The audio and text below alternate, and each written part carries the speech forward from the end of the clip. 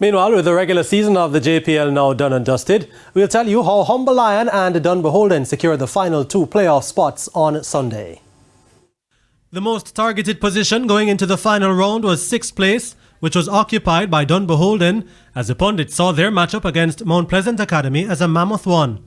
And the task got even harder after kickoff when Mount Pleasant took an early lead through Jordan Fletcher. But goals from Stephen Barnett, Dean Andre Thomas and Stephen Williams powered Dunbeholden into the playoffs as they staved off Portmore United and Waterhouse. Dunbeholden will do it all over again against Mount Pleasant in the 2-legged playoffs for a place in the semi-finals. I must commend the team.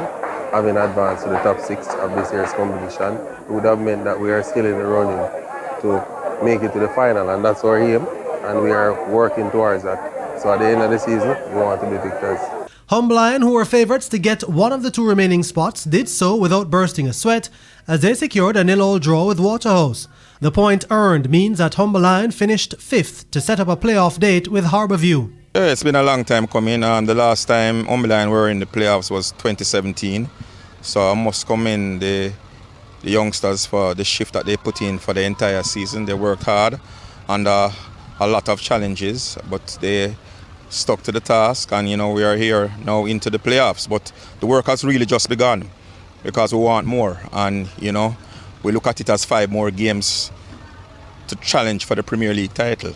Portmore United were at one stage in the driver's seat as they were up and running against Malines United, while Dunbeholden were trailing Mount Pleasant. At the end of it all, they finished a place better than they started the day in 7th. Siobhan Walsh also took the opportunity to grab some attention in his first season in the Premier League as he ended with a hat-trick. Elsewhere on Sunday, tabletoppers Arnett Gardens beat Tivoli Gardens 4-1. Cavalier got by Montego Bay United 2-1 to secure 2nd spot. Harbourview ended goalless with Vere United, and relegated Falkland and Chapelton Maroons emptied their goal tank in a 4-all draw.